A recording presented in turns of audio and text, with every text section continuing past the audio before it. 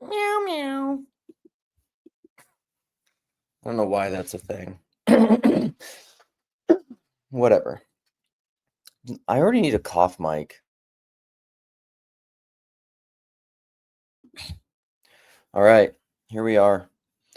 Thanksgiving week. Look at my setup. It's dark here, in the great white north. It's not quite white, but.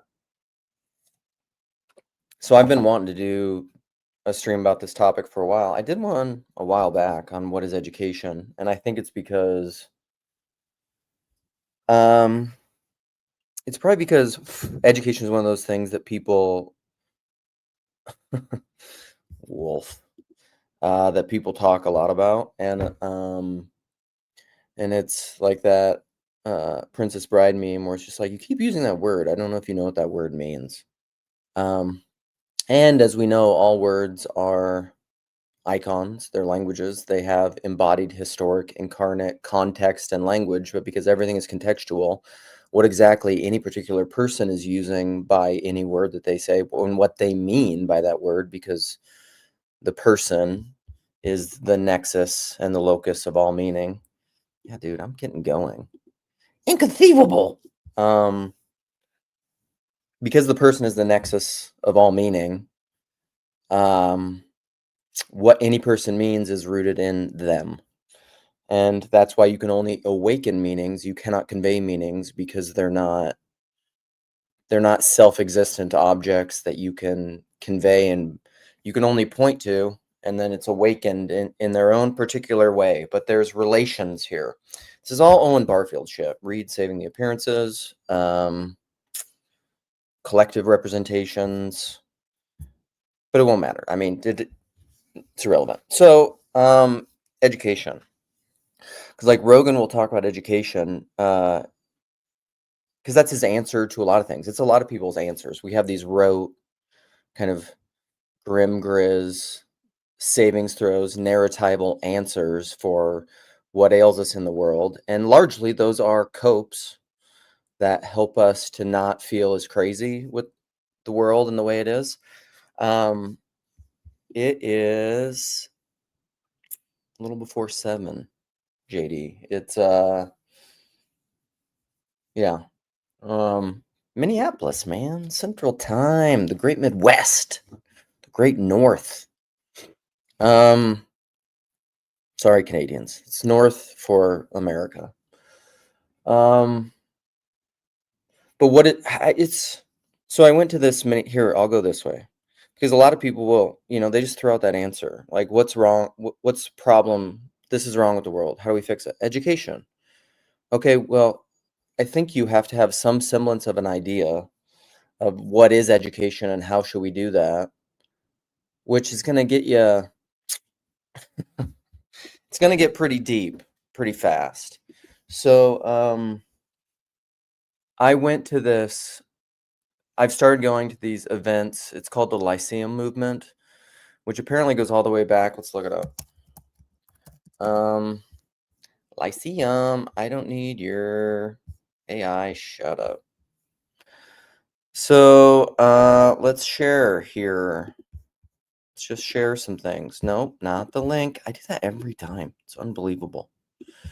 Lyceum. What does Lyceum mean? The Lyceum is a category of educational institution defined within the educational system of many countries, mainly in Europe. So I think it is a place for public lectures, discussions, and cultural events originating from the ancient Athenian gymnasium where Aristotle taught. So apparently there's some famous image where, yeah, here, this guy. Plato and Aristotle. Are we seeing this? Are walking, and that's the Lyceum, anyhow.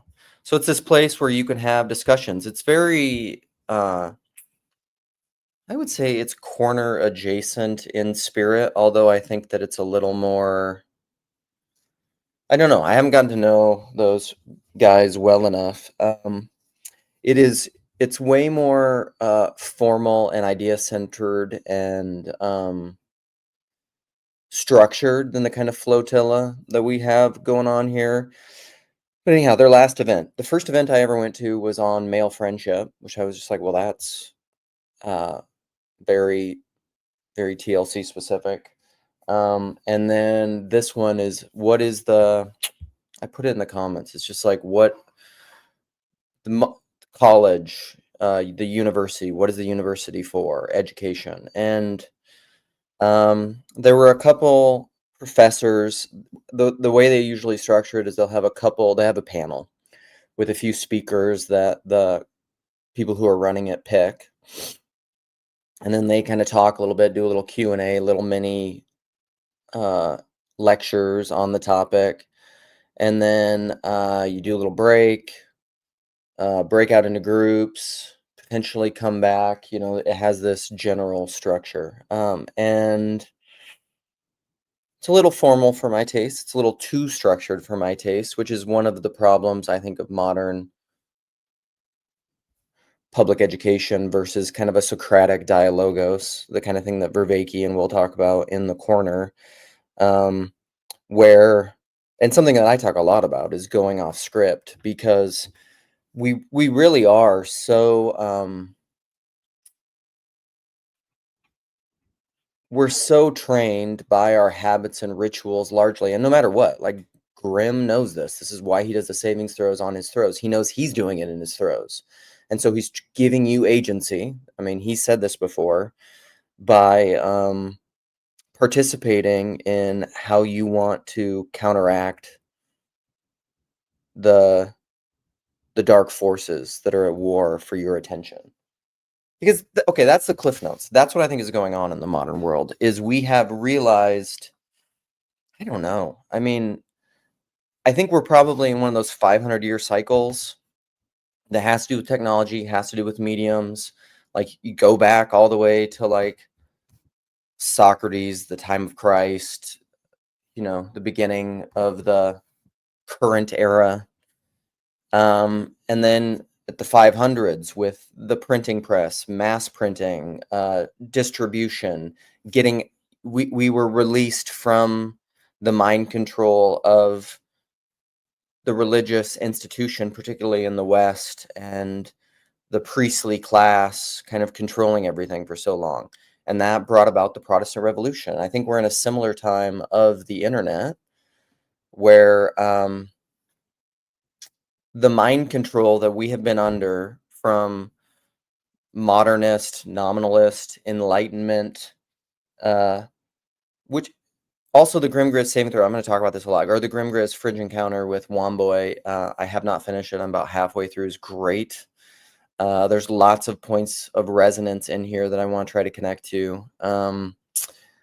But I've been thinking that recently, because she was talking about how for like 3 years she just read Harry Potter over and over and over again, and she read all of them like 14 times or something, which is wild. That's a lot of reading Harry Potter. And then her and Autumn and Bob, as we call her husband, were talking about how, and there's a depth of Harry Potter that I think is true, that people will be thinking about for a long time. I think it's a classic. I don't know. They were comparing it to Dante. I mean, I don't know. I don't know if we want to, go that far, go that hard. We'll see. What is the topic? Education. Proper attention is wisdom. That's the title. And she was saying, but we go all over the place, We go off script, because this is my version. I was saying this to Grimm privately the other day. This is my version of not mimetic mind control, but like Terrence Malick Heideggerian awakening meaning in yourself, is that I'm not linear. I'm just not like didactically discursive reasoning, laying out something to try to convey meaning to you, because I know you can't do that. That's not what works. So in laying out a mosaic and circumambulating around a topic and weaving in and out, if you pay attention, and if you learn to love me, because it's the Viktor Frankl thing, is you don't understand anything apart from love, which is part of personalist knowing, you can maybe begin to see what I'm talking about. So, back to Wambui, Harry Potter, Grimgriz, Fringe Encounter, just came out, just dropped, so hot. It's fresh off the press. Fresh off the algo? What's the new fresh off the press? But she read Harry Potter a lot, and a lot of what Harry Potter is about, they were positing it's maybe about AI, it's maybe about attention, but a lot of this is about attention. This is so we'll get back to education. And I can't remember what it was. I think it was a Simone Bay article, perhaps Dorothy Sayers. I'm gonna have to take a break and go open my blinds because I have a big window in front of me that's like this window that has a matching drape. And a patio that I'm building is right out there. And there's a patio out there too.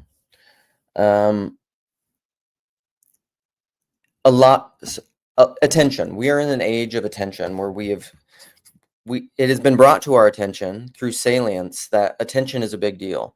And I think a lot of it has been brought to our attention via social media and algorithm. Is Peugeot, like what is knowledge? What is education? Is it information? What's the differences there? Because we've realized with AI, with algorithms, that there is no monarchical vision. There always has to be a hierarchy. That's what an algorithm is a hierarchy of what it's presenting to you with attention. Because anytime you have a feed, whether it's a YouTube feed, whether it's a X feed, whether it's any social media feed, Instagram, Reels, Facebook, whatever, Snapchat, TikTok, Chris, listen, people are going to try to call me on the call-in show. Chris Young, he's texting me. Another person who's outed himself as having my phone number. He's texting a group. What the egregores of the internet or the tech oligarchs are doing is harvesting your attention. Look, I got a boo-boo. These are also Band-Aids. They're called patch Band-Aids, I think. They have no microplastics and forever chemicals. Don't use regular Band-Aids. Don't use cheap Band-Aids. Your skin absorbs things. Why do you want forever chemicals in your body? No, this is where it's at. Listen, you have to discern where you pay your attention, Graham. And so you can dip out of here and go to homeroom. It's maybe appropriate. So the algorithms are harvesting our attention. I was talking to a buddy at church recently about the Ransom trilogy, the Space trilogy. I was talking with a group of people about it because he read it for the first time and he knows that I like it.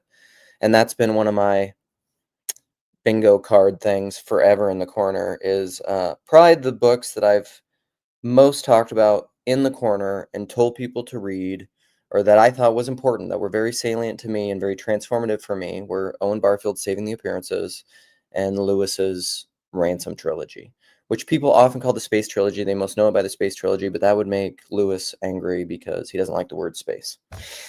And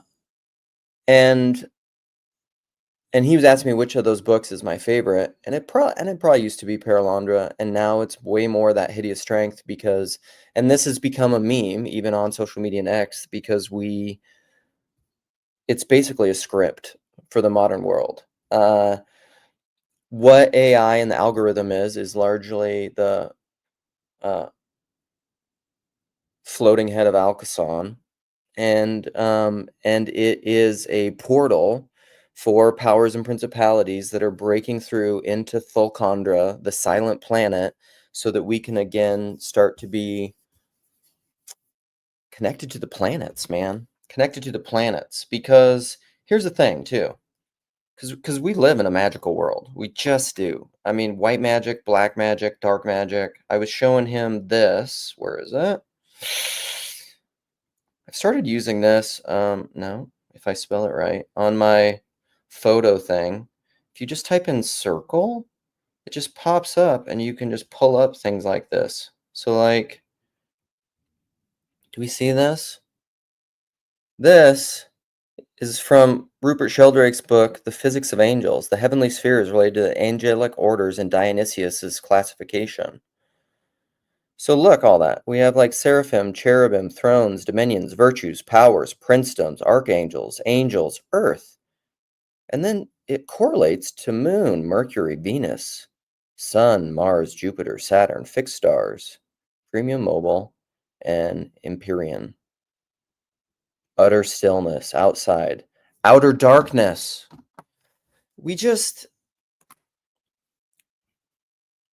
Stars. This is also in Lewis's space trilogy, actually. Sorry, pause quickly.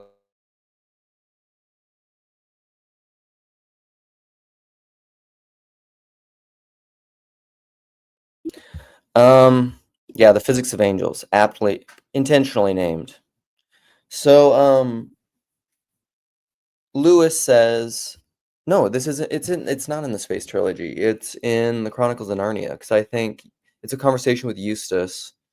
So that must be Voyage of the Dawn Treader or something, where he says stars are not. What is the quote about stars?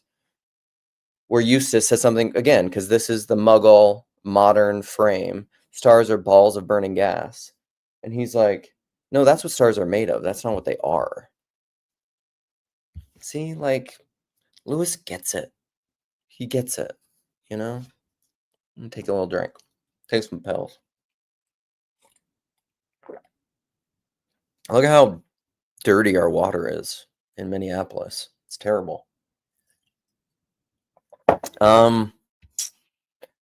So we're under a spell. We're under this modern spell, and I think we're coming out of that because technology, these things work in circles and patterns. And so I think we're coming back around to a kind of waking up. I actually don't. I also don't think it's arbitrary. You know, we have all the pills, we have all the waking up, we have these mystical, intuitive, artistic people making movies like The Matrix. We have the term woke in culture. You know, you can get woke from being woke. It's woke all the way down. We are awakening. But that's part of it. That's even Salience. Vervaeke talks about all this time. How do you know what to pay attention to? Peterson has talked about this a lot with robotic sight. Is you often like it's hard to teach robots how to see and what to look at, because anytime you're in any room, and Peugeot will talk about this a lot with hierarchies, is that you are habituated by your history and your initiation and your body, the form of your body, the shape of your body, all the patterns and habits and rituals that you've participated in, and with the mind control stuff to pay attention to certain things. Like right now, I'm paying attention to the screen. That's not arbitrary. A daughter came down. I started paying attention to her. That's not arbitrary. Peugeot will talk about when you're having a conversation with people, if you just lay down on the ground face down, they'll think that's weird. Again, it's not arbitrary. And we think we understand all that stuff, but like as George MacDonald says in his book, Lilith, you don't understand things. You're just familiar with them because there they are and you have unavoidable relations with them. But the fact is, no man understands anything. And when he understands that, that's his first tottering step, not towards understanding, but towards the capacity of one day understanding. We are all in a process, but like that won't even make sense to most people because they're under too deep of mind control. They're too muggled out. They either have low temperamental openness and they're not interested in ideas and they're not thinking about all this stuff, or they're too busy, or they're too whatever. But like all that stuff is not, it's the circles, the spheres, we wage war not against persons but against powers and principalities. This is why I love the show Evil. I'm just going to show this because I'm currently watching it with my daughter right now.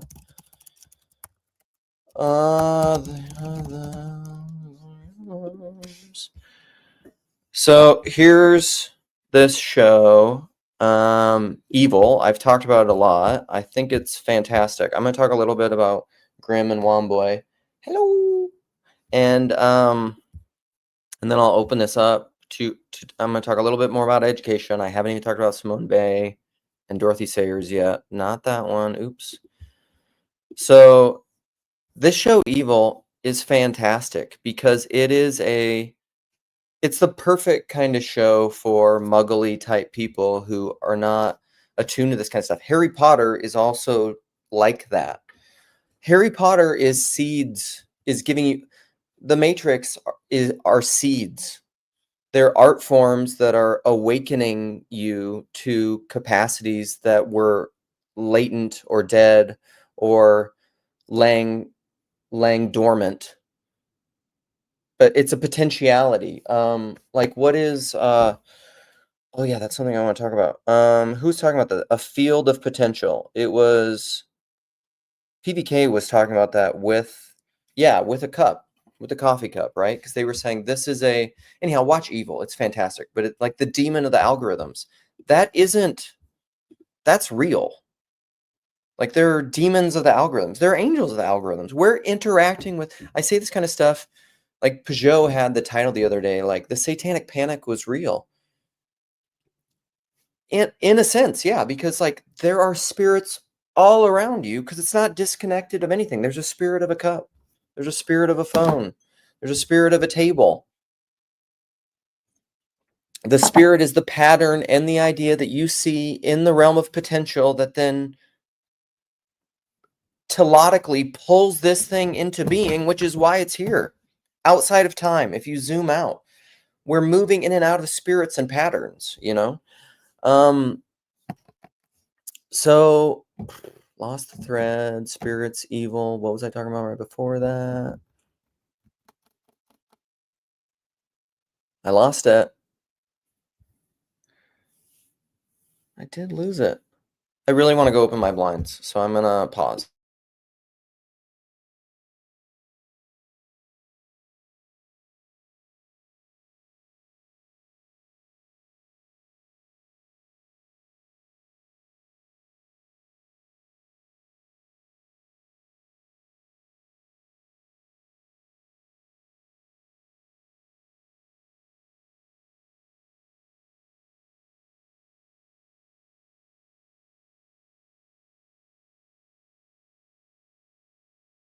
See, and then you could have branding here, which would, you know, but I don't have any branding and I've never done that, and that's part of my brand. Feels so much better. Curtains are like they're big blankets for your window. So attention, Simone Weil, let's get back to that. I at least got to fulfill in the title. And I'm going to talk about Grimm a little bit, just some personal relating to Wambui, because a lot of things that she said are little things I want to highlight before I open this up. But and if I talk about that stuff, I might get sad. We'll see. I might get, no, I won't sad. Well, I'm going to deeply empathetically resonate and then become emotional probably. Because Wambui said there at one point something like, she was talking about normie people. We talk about them in the corner, muggles, whatever. That very often, because she said, I'm putting in there timestamps and waves of all the times that I relate and then commenting on what it is. The first one was like, you know, she would send out these screeds, these angry screeds about something she was fired up about to her family, of which, and this is very relatable to corner people, about which they either think you're crazy or they don't care about. Okay. Well, as Sturgill Simpson says in his album Metamodern Sounds of Country Music, about doing DMT, he said some think you might go crazy, but then again, it might just make you go sane. Which, you know, some psychedelics and psychedelic therapy may do that. You know, I don't know. It's not, sanity and craziness are very often the like. Is it sane in a consumerist, capitalistic, corporate world to just do the grind of what the Matrix is talking about in the office and go there every day and submit yourself to being like a Borg-like ant reptile to serve the corporate overlords or the tech overlords and pay your taxes as they're just printing money and engaging in nonstop foreign wars, feeding the very beast that very often you complain about in casual conversation to your friends and sing songs about in like a 1984 way of like these ripped off fake folk, because they're not real folk songs. They're ripped off mind control folk songs to just pacify you, you know? Is it, and if you just do that and pay your bills and pay your taxes and be a good little boy and do the things that everybody told you to do, are you the not sane one? You're the sane one? And then the people that struggle with all that that have a hard time, that want to rage against the machine of wherever the machine is manifesting, very Paul Kingsnorth way. How do you be in the world but not of the world?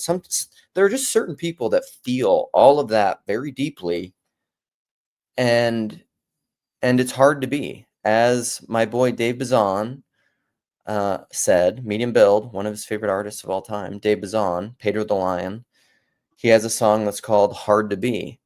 And the lyric is, it's hard to be, hard to be, hard to be a decent human being. It's difficult, especially for people that feel things very deeply. And then for people that don't feel things very deeply, maybe you're called to live with people that feel things very deeply. And it's all just hard. As I was saying to my friend recently, it is difficult. But then as I was watching Lord of the Rings with my kids, it's Sam's speech at Osgiliath, I think, that he says to Frodo. He's like, part of this is that you believe there's good in the world and it's worth fighting for. So that's true. So anyhow, Grimm said to Wambui, maybe instead of sending those to your family and to people that don't want to hear it, and I have an old stream that's just like, is it love to tell people things they don't want to hear? As most things, yes and no, it depends. It requires discernment. Again, wisdom. Proper attention is learning when to do something and when not to do something. Because you can be right and be wrong, or be wrong and be right. So, very often, and we talk about this. I don't know how this happened. Chad is texting me. I don't know what he's texting me. What I often do, and what the corner largely is for me, besides just making friends, is an outlet. The stuff that I talk about in here is the stuff that I'm often thinking about all day long. This is the stuff that occupies my mind. These are the things that I care about. I mean, I care about my family too, but as far as the things behind the things, the patterns, because I really love philosophy. I really like talking about all the stuff I talk about: economics, institutional corruption, what is education, stuff that normies don't like to talk about.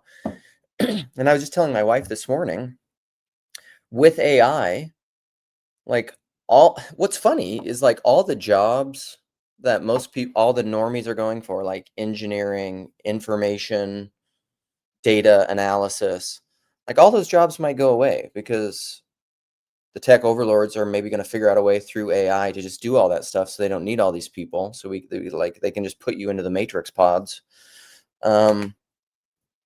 figuratively. And maybe the only things that are really going to be available for people are the higher level thinking things of what is education? What are we doing? Why are we actually doing things? And all jobs go away except management. But not even management, artists, inspiration, intuitive people, the shamans, what does Vervaeke say? Theology is the future.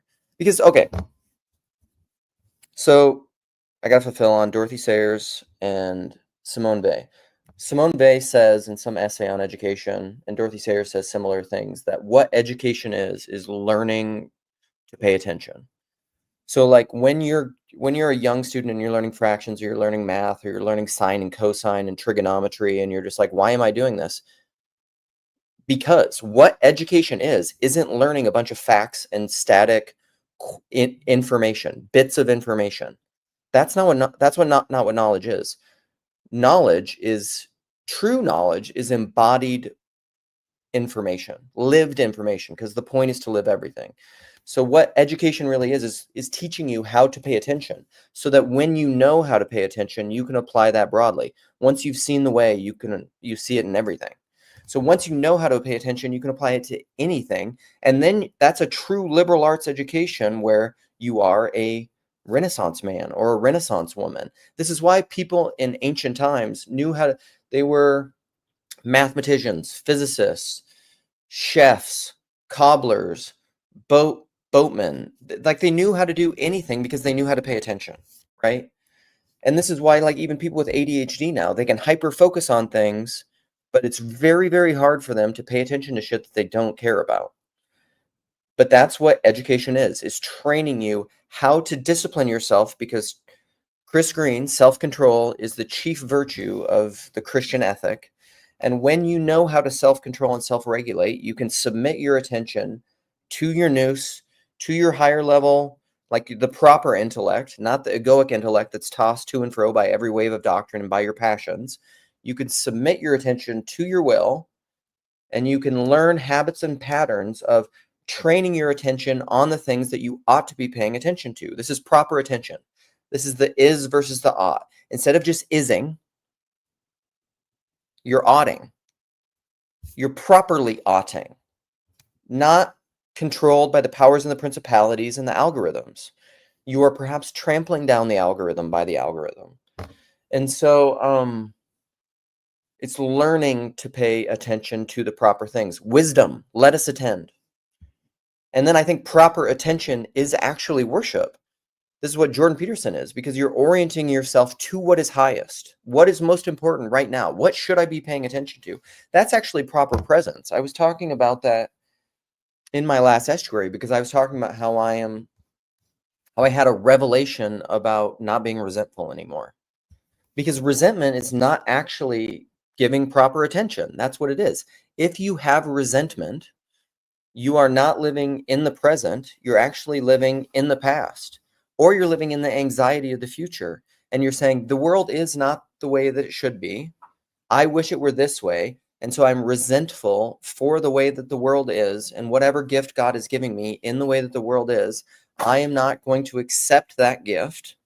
I want the world to be some way else, and I'm resentful against God, against the world, against other people, because the world is not that way. Well, that's not proper attention. You are giving attention to a false world that doesn't exist. And that doesn't help anyone. That's terrible. And so then you're actually not being present. You're somewhere else. You're living in a fake world of your fancy. You're not, you haven't learned how to pay attention. You need education. All right. I might have to go in a little bit here. Just for a second. Again, another little pause break, because also that's part of this, because my videos are not made for consumption. They're made for participation. They're made for my own processing. I very much, like Paul Vanderklay, am a selfish YouTuber. I talk about what I want to talk about. I couldn't care less if you subscribe or like. I want you to participate. I want you to leave comments. I want you to break the fourth wall and talk to me. I want to interact with human beings. I don't give a shit about subscriber counts. I couldn't care less. I really don't. I care about persons, human beings, real interactions, authenticity. I care about everyone giving attention to what they ought to be giving attention to. And I don't even want to tell you what that is. I don't know what it is. I don't know what the hell you should be paying attention to. You do. Sit on the edge of your bed and pray about it. An answer will come. I'm a personalist. I don't know the answer to these things. What do you think?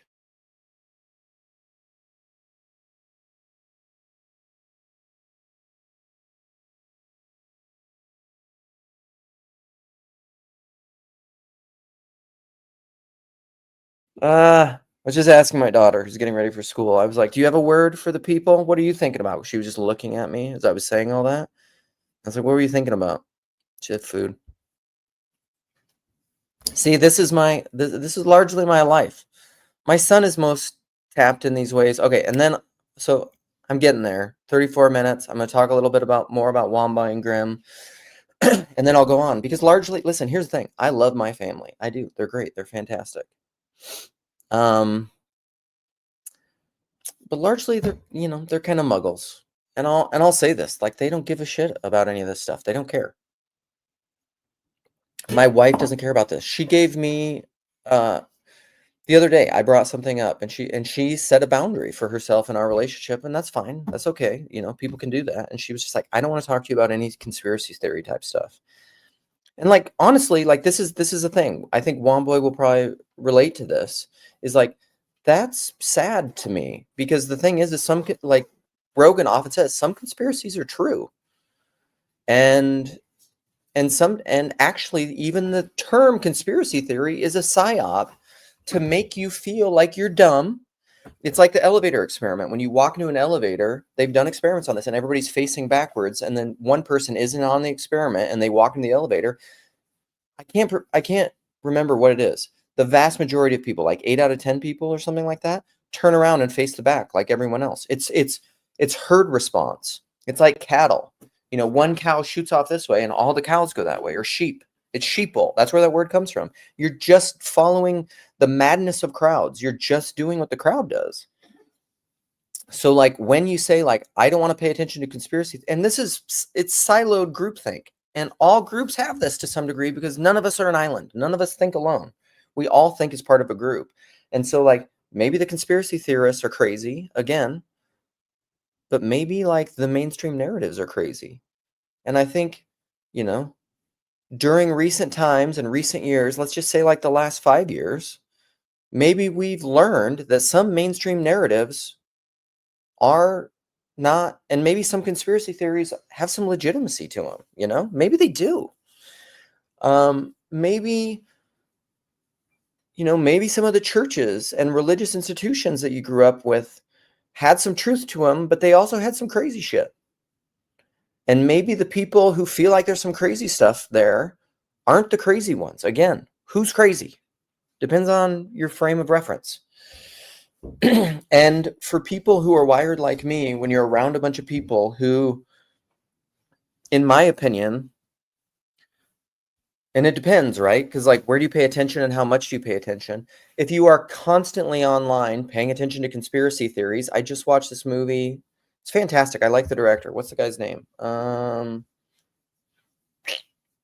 What is the name of the movie I just watched? I'm finding it. Begonia. Yeah, it was Begonia, which is a film. Let's share it. Let's share this little thing. Let's talk about that. Listen, I'm going to open this up eventually. You get it, okay? So it is a film, a Yorgos Lanthimos film, who I like this guy. I've seen a couple of his movies. Emma Stone and Jesse Plemons. They've been in a number of them, I think. But it's two conspiracy-obsessed young men kidnap the high-powered CEO of a major company convinced she is an alien intent on destroying Earth. It's a good film. It's a fun time. And it's also an interesting film commentary on who's crazy, what's crazy, you know? Like, are these fringe conspiracy theorists? Are they the nuts one? Who's nuts? Like, is corporate America nuts? Who's the crazy one? What's happening? I don't know. I'm not saying I know the answers, but I'm definitely interested in the questions. All right, let's maybe end it there. So education, it's learning to pay attention to the proper things.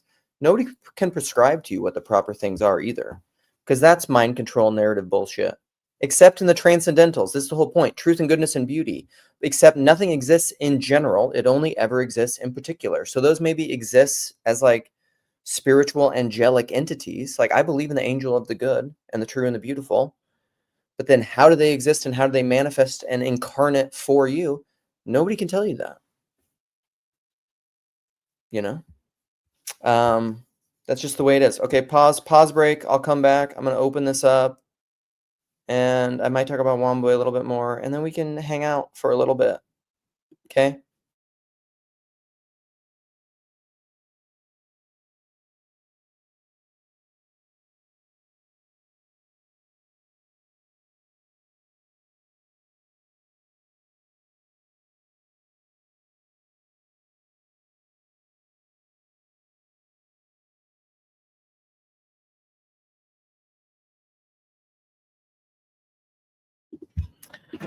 All right, I'm back.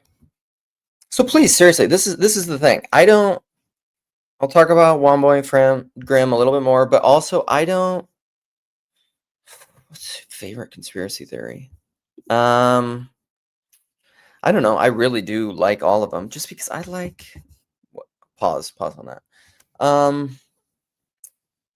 I do want to open this up, play some.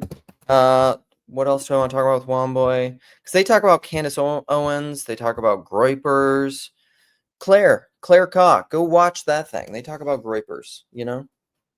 But here's the thing, again, we're all to some degree influencing each other's salience. Because again, no man is an island. But like I guess this is my last. I'll maybe talk about what my favorite conspiracy theory is. I'll try to think about it. I don't know what I think it is, but my last plea is this, and this is probably like the narrative control, mind control thing that I hate, which is why all institutions are inherently demonic. When other people are trying to tell you exactly how and prescribe you should pay your attention, and maybe this is the American in me, to me that is not proper authority, that is power. And it's either overt power, where you're like telling people what to think explicitly, and you're like, do this or die, or I will torture you, or I will physically hurt you. That's power. Like, this is what you should be paying attention to. This is what you need to do. You can also do that in covert ways. There's like the masculine and the feminine ways of doing that. You can manipulate, you can coerce, you can persuade, you can cajole, the sirens, you could have a social credit score, which is like a masculine manipulative space forcing people to do certain things and pay attention in certain ways, which, theoretically we're headed that way with the tech overlords to control us, because who was talking about that recently, where like since the advent of the internet, because of the kind of things that it has enlightened people and awoken people to, people don't like that, because people don't want people that are really free. You can't manipulate people that are really free, because they're going to pay attention to what they want to pay attention to. Again, they would be then in a self-aware, conscious, integrated way running the show and paying attention how they want to pay attention. And then they would be, that is Christ in me. They would be living the world in their own overcoming kind of a way. And you can't like make money and power and manipulate, and you can't abuse people who are awake, enlightened, not playing your games, not submitting to your mind control. And that's power. That's not authority. Authority is when proper hierarchies align properly, and it is both when the higher serves the lower in the body. The mind serves the rest of the body. The mind isn't just lorded over the rest of the body, but kenosis by kenosis, all the different organs of the body give and receive in a proper relating way that is mediated by love. And against such things, there is no law. There is no prescription. And people that want to take advantage of you, who want to leech from you, don't want that. That's anyone who's basically telling you what to do. Anyone who's telling you what to do when you don't want to listen to them. If you want to listen to them, then they're not really telling you what to do, because you're saying, tell me what to do. Then that's proper authority, because you're submitted to it. All right. I think that's all. Yeah, I think that's all. But seriously, go watch this. How far along am I? Wambui. And I went back. So I've at least left comments up to 42. Yeah, because they were talking about the time of a few years ago, and Wambui was saying like how everyone was so unsettled during that time a few years ago. And she was just like, I was not. She was just like, welcome to my world. This is like, I feel perfectly fine here. And I felt that way too. Like, I've said that to my wife. I've said things like that. Like, I think there are a lot of things that would really weird people out that wouldn't weird me out. Like I was saying that if a bird flew into my house, started talking to me, that wouldn't Like, that wouldn't unsettle me. I'd be like, oh, that's strange. That's never happened before. I'd actually be excited, probably. I'd be like, oh, that's kind of cool. You know, I wouldn't just be like, oh, like, I'm deconstructing my narratives of like, that shouldn't happen. Birds don't talk. I don't think I know what's going on in the world. And I think the world operates much more like a dream. I would be like, oh, thank God, this seems more like a dream. That probably means that I'm out from under the spell of modernity that isn't and has never been real. So anyhow, go check out their thing. Let me see. What is my favorite conspiracy? I'm going to open this up. I'm going to pin the comment. I'm going to pin it. I'll look at some comments. I'll try to answer what my favorite conspiracy theory is. I like all of them, really. Let me see. I'm going to go open up my thing first so that I can be ready for this when it happens. View my channel. Oh, God, that's so annoying. I hate that. When I just hear what I just said after I said it. Whoa. All right, let's pin it. Pin it. All right, come in and play. Break the fourth wall. Come and chat. Or don't if you don't want to. But it would be cool. I would be excited. Wittering? I don't even know what wittering is. Where my cat's at? Meow, meow. Where my cat's at? Meow, meow. Yeah. Claire's just like, let's get to the substance. Let's get to the straight propositional truth of the facts and logic.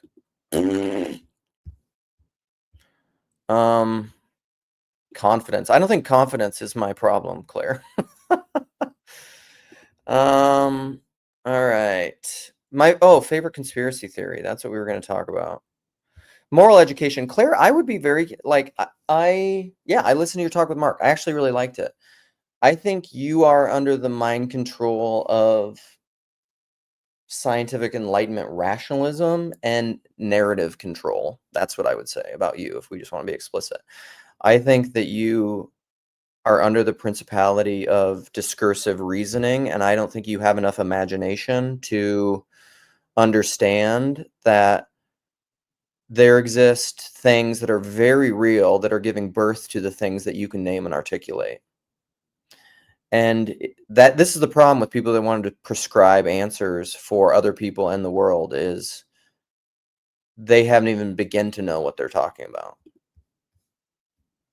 All right. Favorite. What is my favorite conspiracy theory? I think a lot of the Alex Jones ones are really interesting because he's been, like, I mean, what is his track record? Seriously, can we look that up? What conspiracy, will this even work? Conspiracy theories did Alex Jones promote that have been shown to be credible to some degree? Can we ask that question in a way that, like, won't make them freak out? Oops, stop that. Interdependent fact-checking organization news report indicate none of the major specific conspiracy theories. Oh my gosh.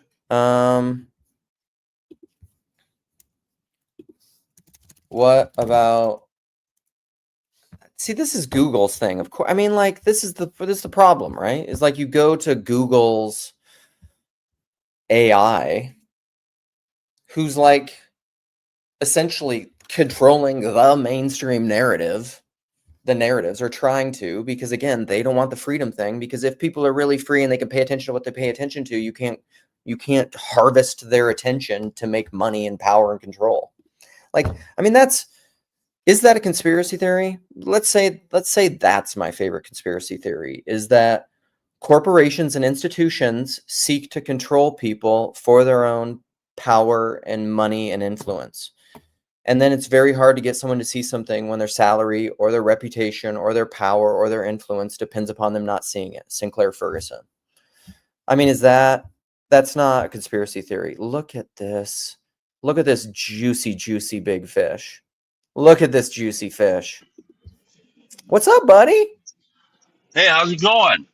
It's going I well now just that you're here. I wanted to I figured I'd break the fourth wall for the first time here, and I was really hoping that Claire Kaw and her government, whether I don't know if it's Korea, Japan, or China, whichever one of those Asian folks, they gotta see my face so they can take down my credit score, and 'cause I need good credit score, whatever that means. Yeah, so And you need a good yeah, credit score so that you can become a debt slave, a modern debt slave to yeah, the corporate overlords, because which I love all that. that's freedom. Yeah. Well, yeah, I mean, freedom happens inside of constraints. So, you know, you gotta break a Also, little to live a little. Chad, Claire, this is the last time I'm going to feed you if you're being trolling. But Luke is harvesting our attention because he has so many hate watchers, even more hate watchers than me. I've explicitly said, I've given you your own agency. Don't hate watch me. If you're hate watching me, please don't. Please go away. Seriously, it's not good for you. I think Don't this hate is how watch me. Claire. I think this is how Claire Kaw eats, like this. Jesus, Chad. Like that's how she eats, right? Am I right? That's how trolls eat, right? The cosmic burrito? Uh, uh, A no, cosmic burrito? attention. That's how you eat attention. Uh. Brand it, bitch. Clip it and brand it. Chad, is this why you haven't been breaking the fourth wall because you're angry and you don't I'm want not to? angry. I'm Oh. having a great time. What are you talking about, dude? It's awesome. Oh I man, think it's great. No, I think it's awesome. Chad loves it. Yeah, who's that now? Is that Claire God, Kaw? no. I do, Shelly. I just want to say I miss you. See, here's the thing, Shelly. We've never met. Someday we got to meet in real life, dude. Look at what we have. Listen. Oh man, look at the camo and the orange and the rifle. Who is this now? Is that Claire Kaw? America. Am I frozen? F word, yeah. No, we're listening to you. You're not frozen at all. Alan and Matt are here, so I want to welcome them and see what they have to say. Hey, guys. Hi, guys. Hey, what's Yes. up, guys? What do you think about this random nonsense stream? Basically, I just want to be like, shut up and just like do what everyone wants you to do. Yeah. I'm like, have you ever Yeah, just dude. started shutting up and just doing what I tell you to do? Right. Have you ever That's- shut it up and just optimal gripped at this?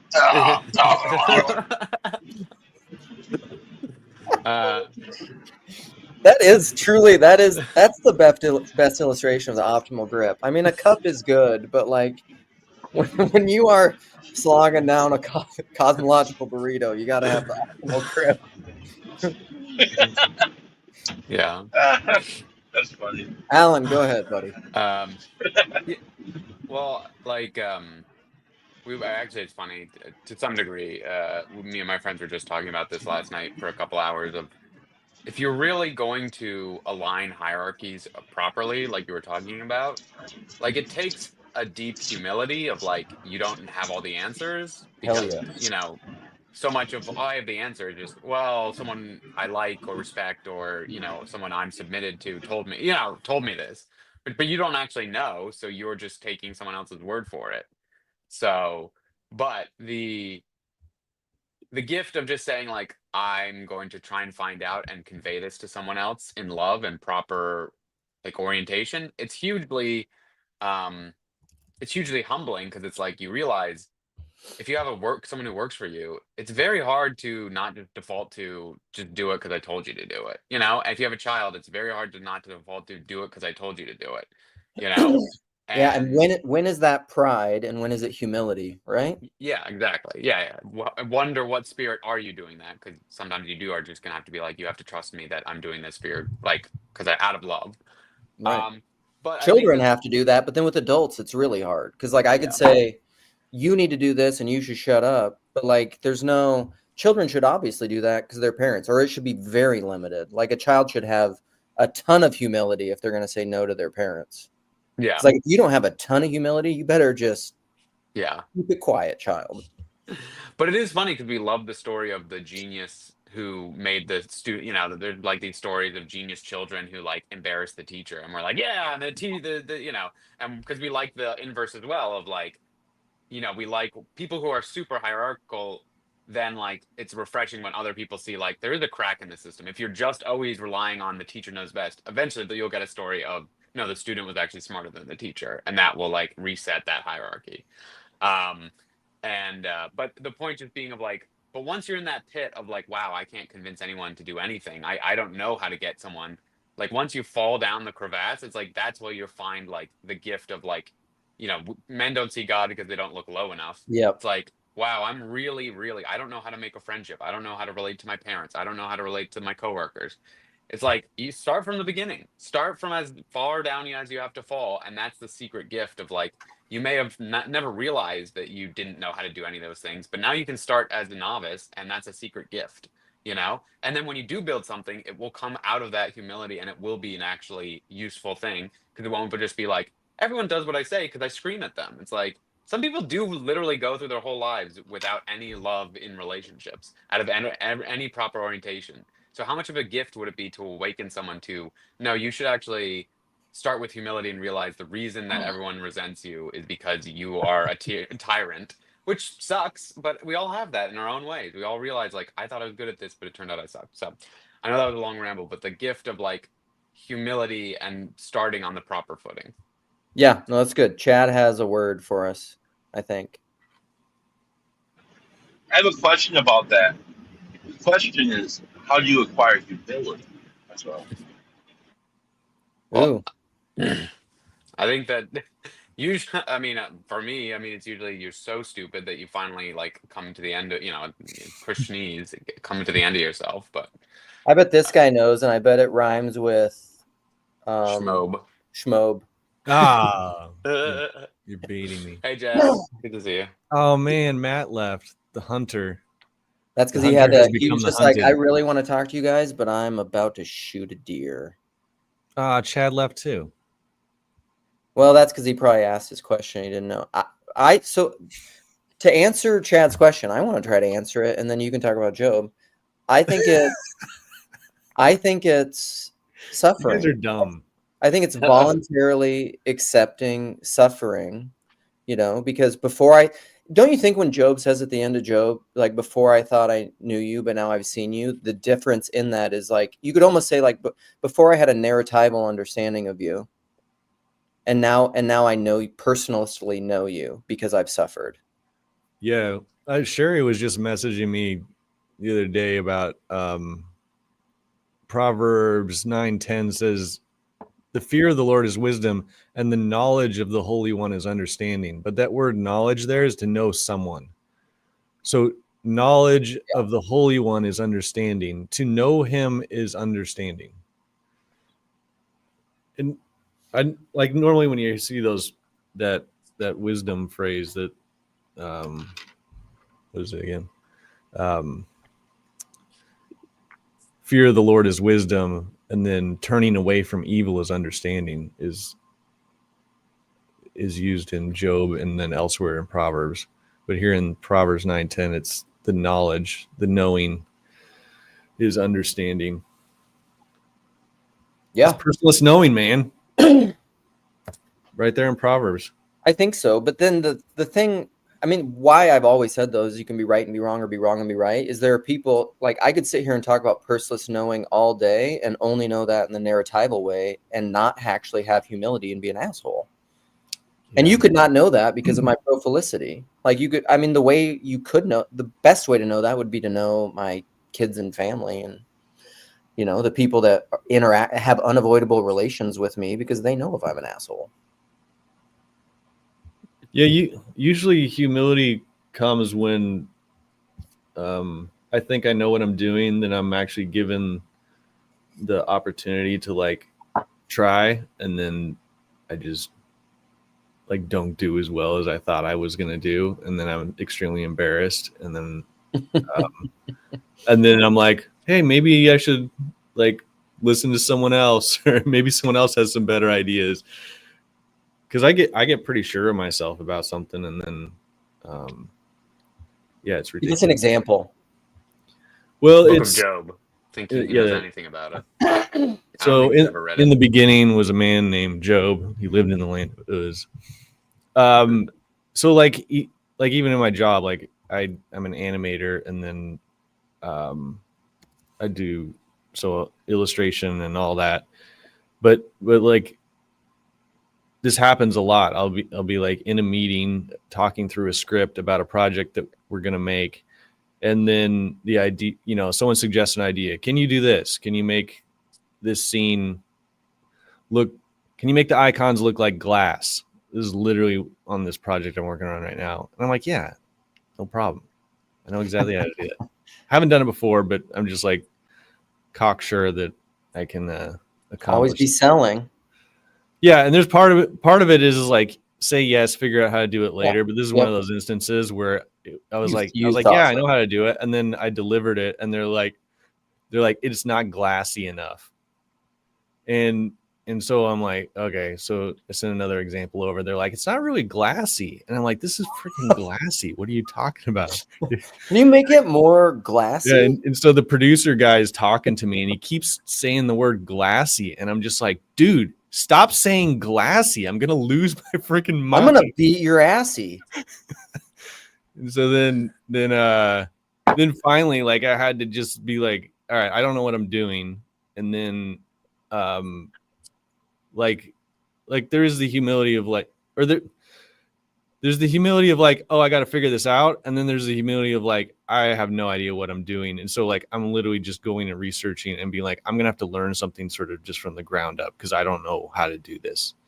And that's what happened. Like I spent 2 days learning how to make something freaking glassy.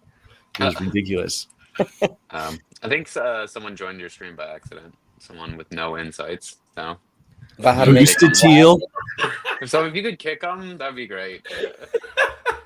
David's here to tell us how to make things glassy. Yeah. Make things glassy. Yeah, make it glassy, Booster teal. It's just glassy is what your eyes look like, Jess, most of the time. Oh. Just because of the tears. The tears. Welling tears. Constant tears. Oh my Not from, but from that. Yeah. Hi, gents. David, what do you think? Well, I wanted to mention some of the you were talking a little bit about conspiracy theory, which obviously is something that I care a lot about, and I want to make mention of this about Which I didn't know until recently, but I find it amazing. I'm into a lot of things that people don't know about. Uh-oh. I Like bet, what? I bet you are. No, I'm pretty normal. Anyway, Okay. One of the things that I really do believe about Alex Jones is that he is purposely there to make things less reasonable. Because for instance, there are chemicals in the water that, because they imitate estrogen, have made entire species of frogs go extinct because every single one was female. This was made into a joke by Alex Jones saying, I just don't like that they're turning the frickin' frogs gay. Yeah.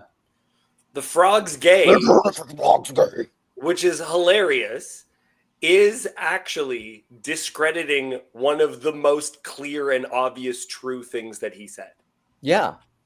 Microplastics, forever chemicals, changing your hormone levels, infertility rates, enmity against the womb. Yeah, it's all. But like Rogan will often talk about that can be a psyop itself. Is you have a government person or a plant who says the truth, in a crazy way, and then controlled it makes opposition. Yeah. But I love think controlled opposition. Luke, you need controlled opposition. That's. I'm sure I haven't. Yeah. Is that who Claire Ka is? Probably. She's in cahoots with you. Well, I think that even goes back to what we're talking about, because like having a like what you're describing is giving people what they want, is like being like the government's up to no good and someone's talking about it, but it's not given in a loving manner. It's like Like Alex Jones is just gonna fire from the hip every time, whether he's being given a script or not. If this, he's just firing from the hip in such a way where when people look back and say, "I followed you, Alex Jones," it's like, "Where did you bring us?" It's like you brought him to like desolation because it's like he's just like, "I'm just gonna do what gets me the biggest audience, and I'm gonna just keep firing from the hip," and that's not loving. And like a loving like an expert that you follow, like a doctor, will tell you like, "Hey, you need to stop smoking," even if that's not what you want to hear, and will tell you things that you don't want to hear. Whereas I think like, obviously Alex Jones is like modus operandi, or one of them is like be as entertaining as possible at all times, and feed the people desires for this like conspiracy narrative, which are not always wrong, but it's giving it to them in an unloving way. It's like feeding your children sugar all the time. I have a question about what happens if like the person that run that mile in like 0.4 seconds or whatever, they broke it, and then everybody else was able Mm-hmm. to. Uh-oh. It's been so long. We've been blessed with Chad roboting. Okay, so After the deep state got him. What happens if you morphic? 5G, guys. 5G. we have to try to figure out what am I he's back? saying. You're back now, I think. Your voice. Nope, not back yet. He can't hear us. You're talking about running sub 4 minute miles, multiple back. fields. 0.4 second miles. 4 second, yeah. Now everyone's doing it. Everyone's running a mile in 0.4 seconds. Oh, Matt's back. This is the only Claire comment I'm going to highlight.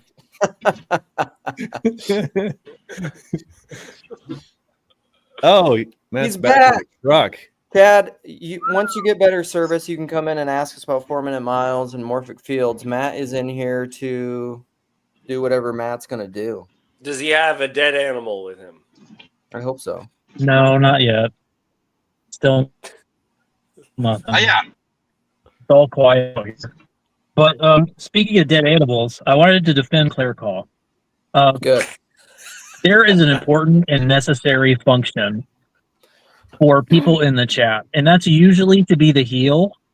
That's why Claire is more comfortable in the chat than up on stream, because on stream you kind of have to become the face.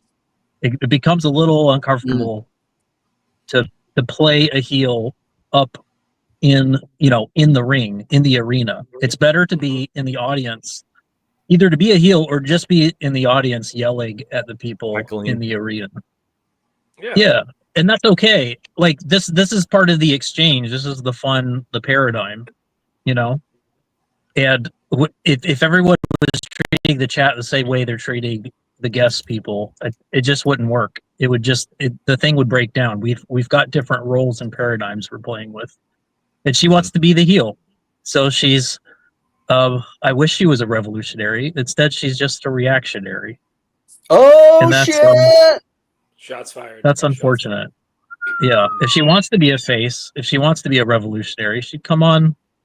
She'd catch the link. Matt, I think that's actually a super good point, because to be a true revolutionary, you have to be a creative. You have to be adding to the conversation, not just like telling everyone why they're wrong about everything. But so that's my defense of Claire Call. Kisses, love you, kitties. Maybe I'll fill my fridge one day, but it's not today. Who would we pick as a heel? This is one of the things that I'm wondering. Like, apparently it used to be opponent processing. We all know that term, blah blah blah. But like for Pixar, apparently when they were writing early material, like early movies, they would appoint someone in the room, if everyone was agreeing, to just start shitting on everything, to start giving pushback, because they found that it actually would be harmful for the story if everyone agreed. Yeah, for sure. That's the good accuser. Yes, you need the good accuser. Yeah, absolutely. So who would we appoint to do that? I mean, I would name a lot of my good accusers, people that disagree with me all the time that I trust. First, Phoebus, first one that comes to mind. Phoebus is always telling me I'm full of shit, and I trust Phoebus. I had a conversation with Chezi last week where I told him he was like, was I pushing back a little too hard? I was like, no, never. I want you to argue with me more. I have never, because here's a little bit of difference is like I have people that tell me I'm full of shit all the time, but I don't trust them. Right. You know, like Claire or Jacob or whatever. But I have people that tell me that I'm wrong often. Like Phoebus, I've never thought Phoebus was lying or just trying to be mean or something in his disagreement. And I mean, people tell me, I mean, like Jess is very agreeable and he's a 9 on the Enneagram, and 9s and 4s work really well together and we're close. But like Jess has disagreed with me about lots of stuff, but I have not. I've never disagreed with you. Yeah, you have. No, I mean, not a lot. Because I think we often see things in the same way. Baptism? There, you just did. I see the joke. I got it. See, it's meta. Yeah. I'm operating on a different level, Luke. Yeah, that's true. You very, very often are. I oftentimes find I come on just to fight with you a little bit. I think I do that intentionally. Yeah. Where I'm like, okay, but what about this element? Because I always feel that way. I'm like, I want the Bible to interrupt me. And so like, I think that there's an element of scripture that's like, share everything that you have. But there's another element that says no one gets if you don't work, you don't eat. Yeah. And I just want both of those passages to be spoken of by the same people. I don't want them to be like different people. Look at this great video that actually Jess and I were part of 4 years ago. Interrupting God. The Interrupting God. It was like a lifetime ago. That was a long time ago. And look at Jeff P. Because I think this is when I was driving back to South Dakota for some family thing, and I was like on the phone. I remember being at the gas station talking to you guys on the phone about that. But that's what that is. I mean, it's to your point. It's like what you were talking about, David. It's the a God that doesn't come in and interrupt your narrative and throws wrenches and doesn't like reorient you to give you things that you don't expect isn't a real God. That's a God of your own that's the false God of your own fancy rather than the true God of your own understanding. How about that? That's good. I like that. Thank you. I mean, Luke, that's dumb. Oh man. This is one of the funniest people in the whole TLC. Does anyone know who this is? Converted philosopher. Luke, please at least attempt to get on.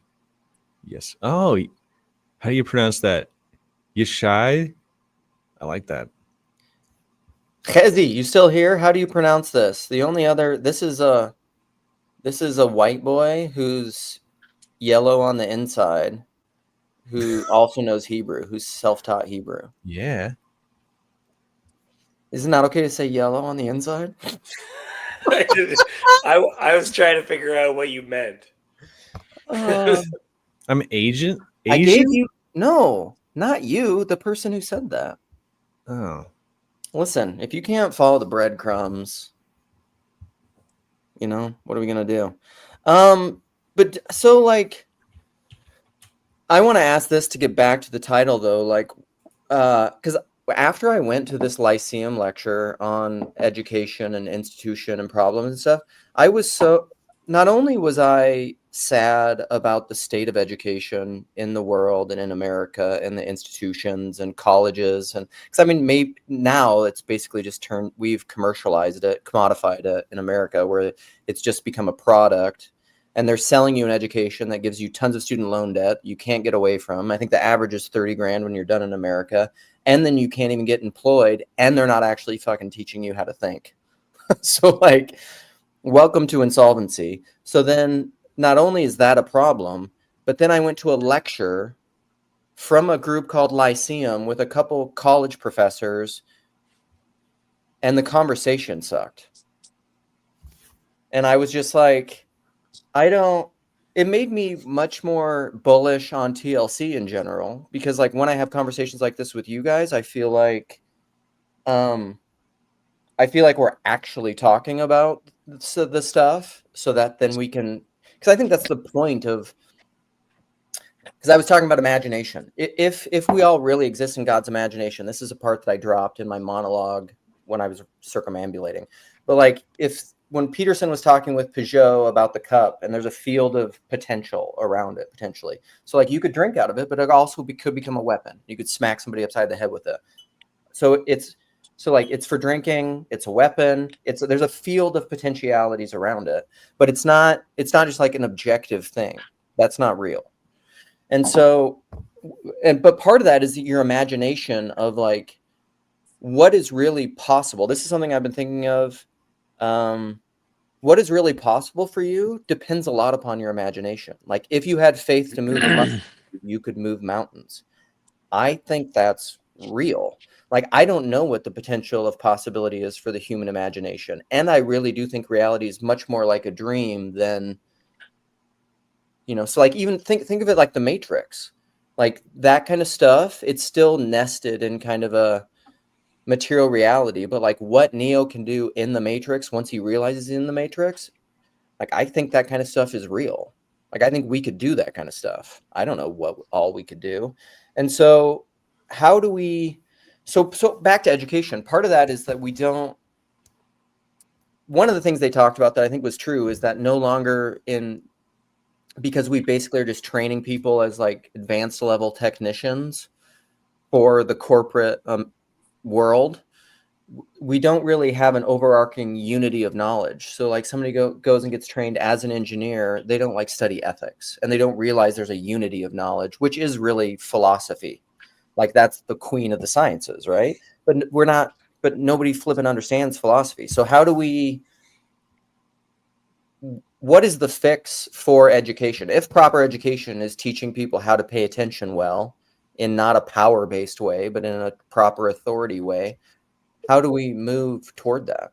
Like in the current age, in the mediums that we have? Because I don't really have faith for the colleges and universities. They're way too pot committed to have the kind of kenosis they need to have to fix it. What if they are successful in exactly what they're actually trying to do? Oh, they are. Right. That's one of the things is that you start thinking to yourself, wait a second, I just realized that the teachers' unions are not about education. Right. And that the teachers' colleges are not about creating teachers. It's about getting people trained in something and selling them that education. Right. Right. The universities make money by people wanting to buy degrees. They don't make money by training people for jobs. Right. Mm-hmm. That was one of the deep realizations that I had. I think. Yeah. Well, the only thing, I mean, I agree with David. Chagrined to agree with David, but I have to. But well, it's just like people abandon actually educating anybody. It's like embarrassing. It's like, I worked at this all boys summer camp, and I went there as a camper, and I was there as I worked there, and like there was so much education. It took me so long to realize this. There was so much education going on between people, teaching them how to sail a sailboat, teaching them how to play a game, teaching them how to knit something together, teaching them arts and all these different things. And then I'd ask parents like, oh, like your son's doing great. Anything you want me to talk to him about or help him with? They'd be like, can he like study for the SATs during like your rest hour period? And I'm like, what the fuck are you talking about? Like, there's so much education going on here. And they're just like, well, what about if he got 10 more points on the SAT? He would be such a better person and he'd be redeemed and justified and made holy. And it's just like, they have no idea what education is. And I think even people here, like, because it takes humility to actually want to invite someone into education, to get someone to desire something, and to like bring them into it. This is a little bit of not a great example, but it makes me laugh because it's at least someone attempting. Apparently, Pistol Pete, a famous basketball player, dad would go outside and play basketball by himself and have like the best time. And his dad was doing like somersaults and backflips while he's just doing layups in the backyard, just to get his son to want to play basketball. But dad's like, sorry, it's for adults. You can't play basketball. You can't come outside and play basketball. But it's like, at least his dad understood, like, I need to get my son excited jazz. I'm not gonna like beat my kid and be like, do layup lines right now. The dad's like outside being like, yay, I get to do another layup. This is sweet. I love basketball. It's like that's the humility of inviting people into education and like getting someone to be like, please teach me how to do this. Please teach me how to do that. And you know, most parents are just like, go to school and shut up and fucking remember the 50 states and their capitals. It's Trenton, New Jersey, you idiot. It's like, is that really education?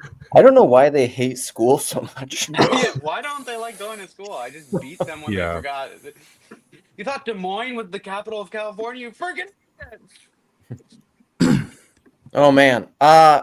Ian, welcome. You say you're new to Tender Loving Care. Does that mean TLC? Tell us who you are and why you're here. Hey guys. I am Ian. I'm from upstate New York, and I came back to somewhat of like I grew up in a Christian home and then came back to Jesus because of Jordan Peterson. And so I always tell my evangelical friends that I got saved because of Jordan Peterson, which is a fun little. And they're just like, yeah, he's not. Yeah. So, so I have been always like trying to find people to talk to about Jordan Peterson, and then Gray Hamilton did a thing with Jordan Hall, right? And if you guys haven't watched that, that's about education. And there's 3 episodes. Andy Crawford joined. There's another one that's coming soon.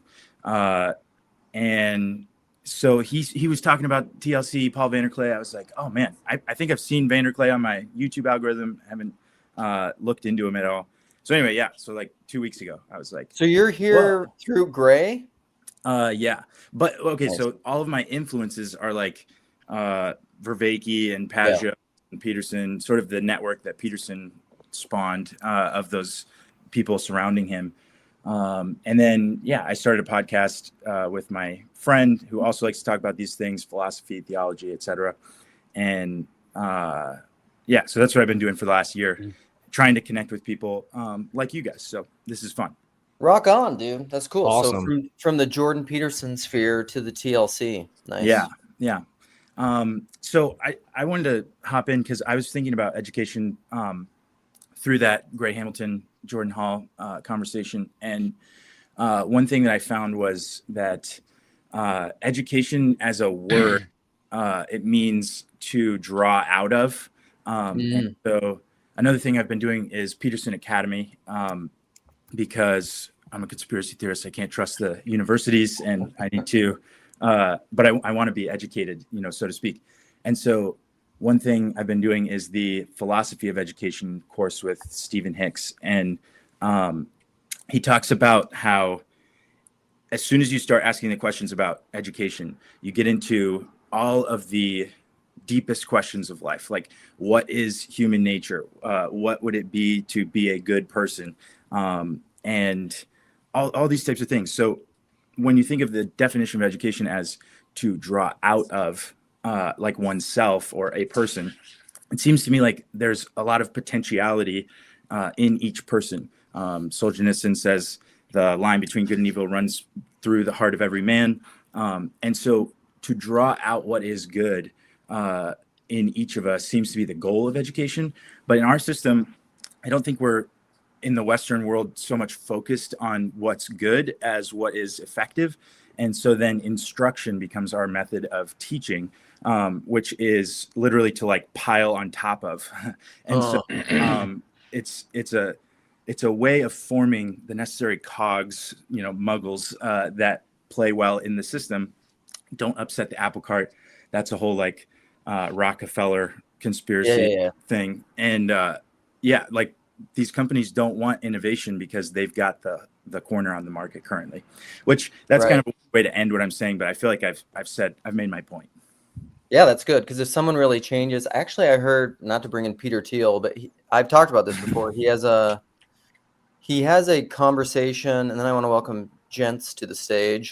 He has a conversation with Gary Kasparov, who's like a grandmaster chess guy from a long time ago. It's like a YouTube documentary. If you just search those two, it'll show up on And he was saying a long time ago, he's like, there's actually no innovation. He's like, nobody's really innovating stuff. We're just widgeting things slightly, tweaking things slightly. But it's part of what you were saying, I think, because if there was some kind of actual new creative innovation, like the whole economy would shift, and the people who have all the money, the corporate, don't want that to happen.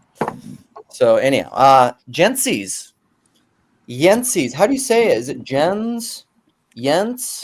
If you call me Jens, I feel more sophisticated. Ooh, okay, Jens. Yeah. No. Just driving over Stinson, Luke, and just wanted to love bomb, break the fourth wall as your local muggle here. So. Yeah. I'm almost to work. Nice. Jens is a local friend. Jens is in my book club. Jens is he's in my local estuary. He is you're probably the most TLC observant. Oops, what did I do? Of all my local friends. And so it's important to remember, though, magic is real. It's muggles that are imaginary. Yeah. So, is it true, Jens, that you work at Raytheon? That's sort of just what the rumor was. That you work at a missile factory? It is. Yeah, that's just what I heard. Masquerading as a thrift store. Yeah, well, that's the best one to do. There's just a giant missile silo underneath that. All right. Michael Sartori, author of Tents Before Temples. He has now read most of the chapters. He is working on edits of his second book, the prolific maestro, woodworking genius of the corner, according to Yoav. He's like the Martin Luther of the TLC. If Martin Luther was also a carpenter. If he was what? Also a carpenter. Oh. Yeah, maybe. I don't know. I think that guy had a little more he was a little more outgoing than I am, though.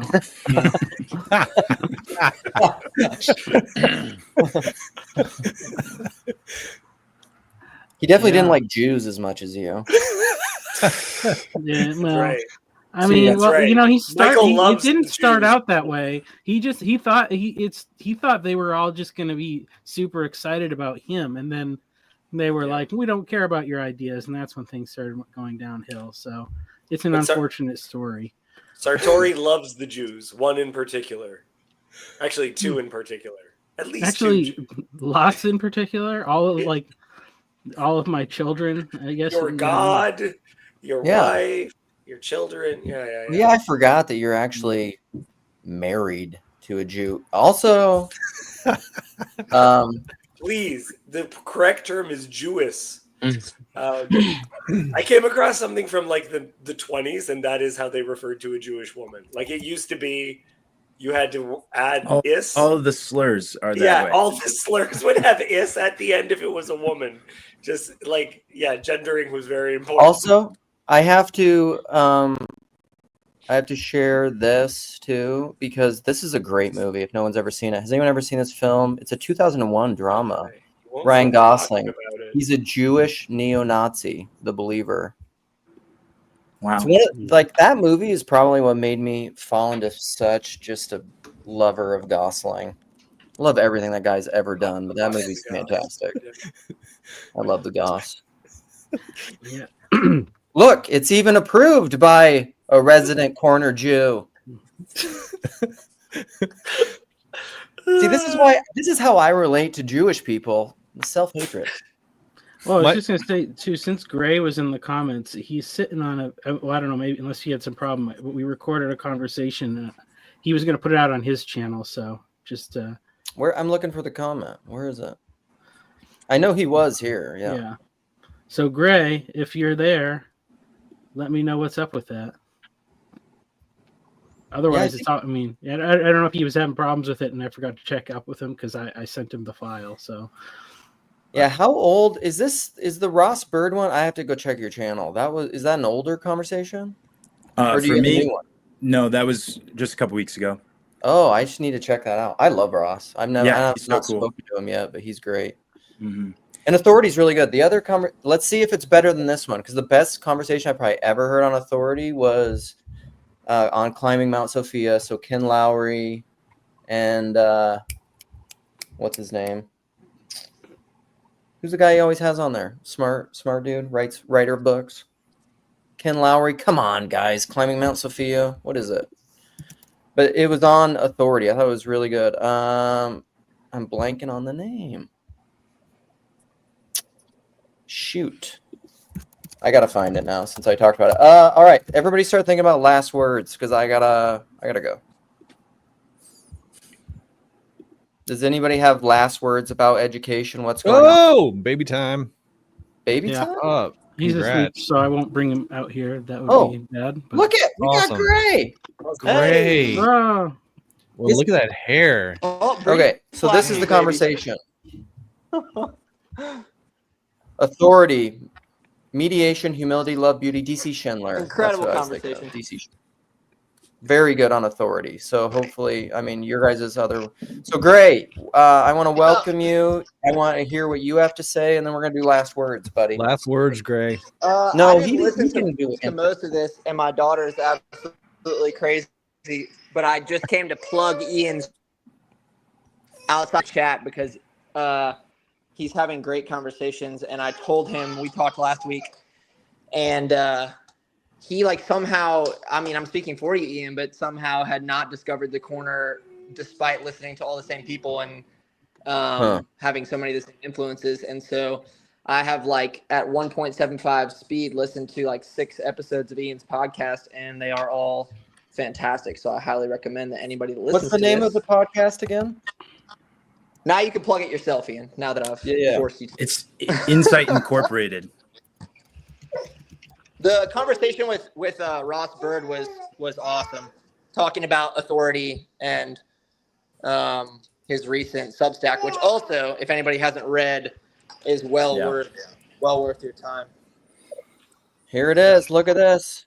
Truly humbled. Jordan Peterson and Jesus humbled me. That's the worst we've all been episode wanting. We've of all all been the wanting episodes. Gray to be humbled a little bit. No, that's the worst episode. So go listen to the rest of them, not the one with me. Relationship runs the world. Hey, guess what? Personalism. I agree with that. Yeah, absolutely. All right. Yeah, it looks like you got some nice. Yeah, let's do it.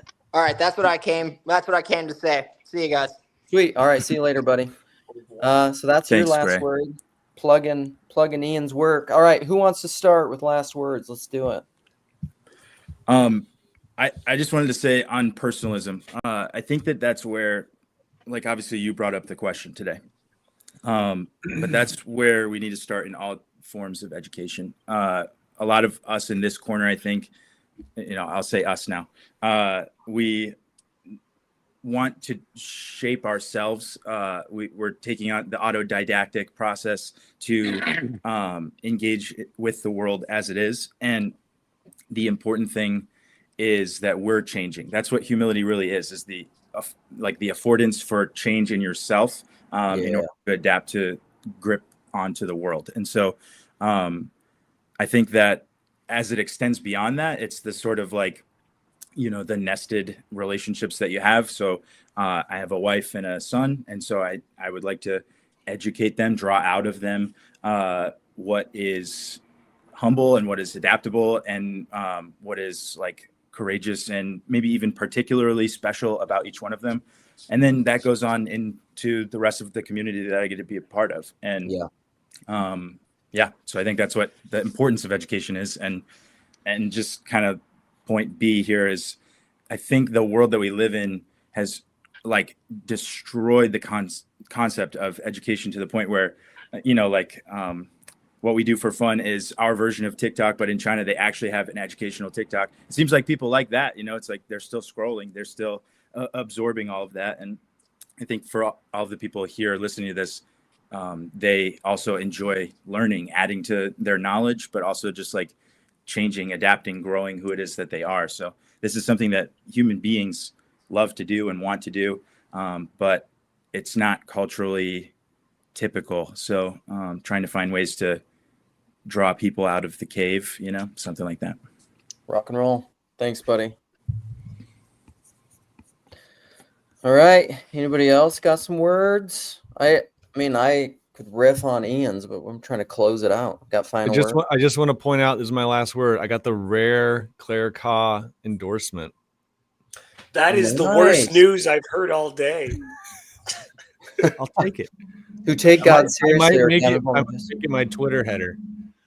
See, what's so interesting about that is like you can, I mean, part of that's pro-felicity, Claire, because I mean, you've never met either of those people, I'm assuming. So you're assuming that and you're projecting that based off of what you see on screen. But again, I said, you know, you don't know me. And you could say, like, I don't take God seriously because of how I project on screen. I don't know how you would ever know that. I mean, Luke's is as serious about God as anyone that I know. Alan, on the other hand, I'm hilarious about God. So. I have met all you guys in real life. Yeah, I've hugged every one of you. Yeah, it's been nice.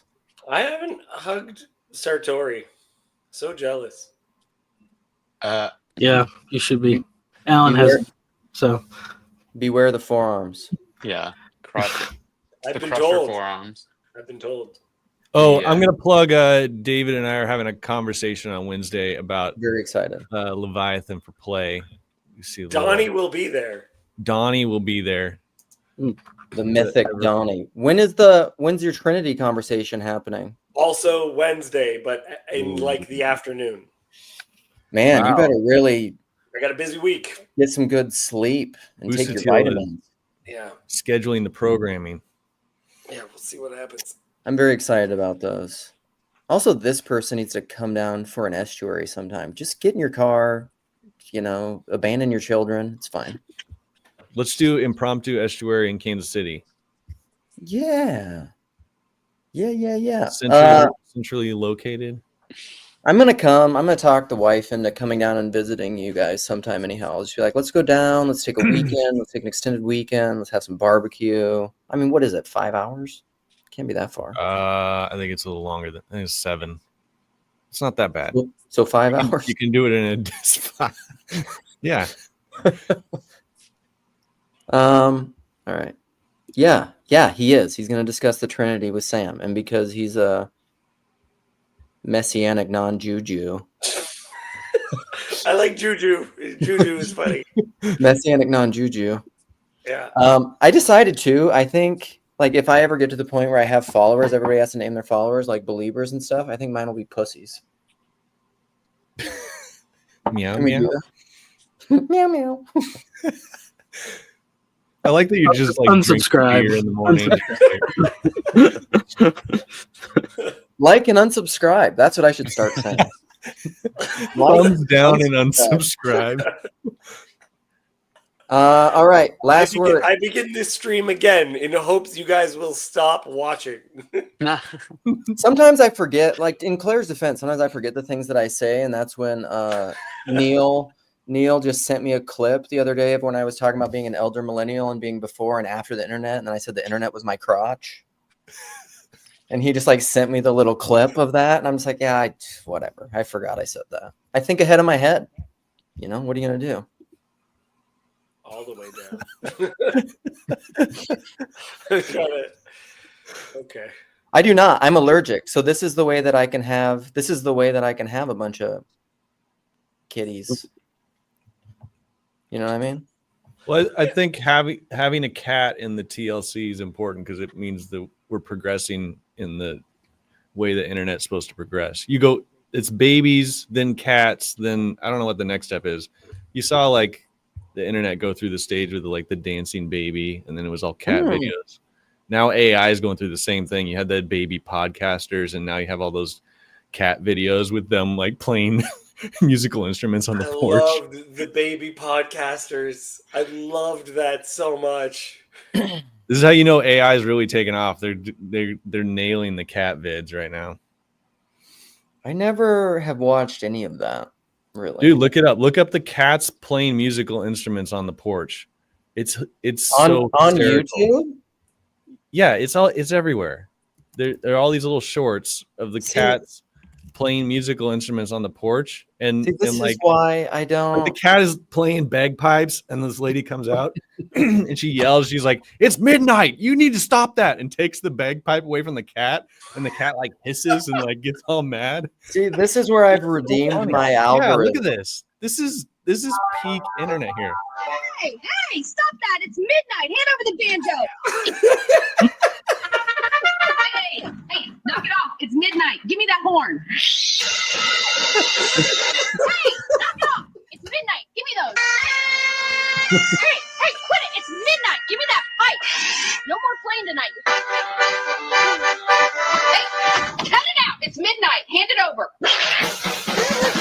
Hey, quit it. It's midnight. Hand over the drums. No more jam session tonight. You hear me? Oh my goodness. Oh, So good. Am I gonna get copyrighted for that Why now? did I was like it anti-AI so until much? now. No, this is a commentary. YouTube, this is a commentary on cats playing banjos. I like it so much. I mean, it is kind of fun. It's okay. real. It's also okay for the internet to be fun. This is also like the gravity levity thing I was talking about. Like you can have the black hole, but also have galaxies. Have the Earth, but also have an atmosphere. Like if you're serious all the time and you can't watch cat videos, you're just like, these people don't make any sense, and Western men are feminized. Like just take. There's some sort of medication you could take. Maybe a nap. Like just relax a little bit. Good Yeah, Lord. Sometimes you just have a brain tumor. Yeah. All right. Last chance for final words. I've been asking for them for a while. Okay. Michael, give us some wisdom. Well, I missed all the beginning of the stream, but I'll point. But I will say, I don't know if taking God seriously is the highest thing. I like to take God joyously. Ooh. Wow. Leviathan for play. Ooh. Yeah. Try walking on water instead of just flailing around and drowning. Like some sort of loser. Yeah. When sometimes I just watch people like videos of people drowning. Like I watched that cat video. Look at Alan, these losers drowning. Try swimming. Yeah, I guess the only thing, just put yourself in the story. You know, if you got this narrative in your head, where are you in the narrative, and what's your responsibility as a character in the narrative? Just that's helpful. All right. Jess, do you have a last word, or David? Nope, I'm good. Okay, good. David, nothing. That's it. All right. See you later, my pussies. Meow meow. Meow meow.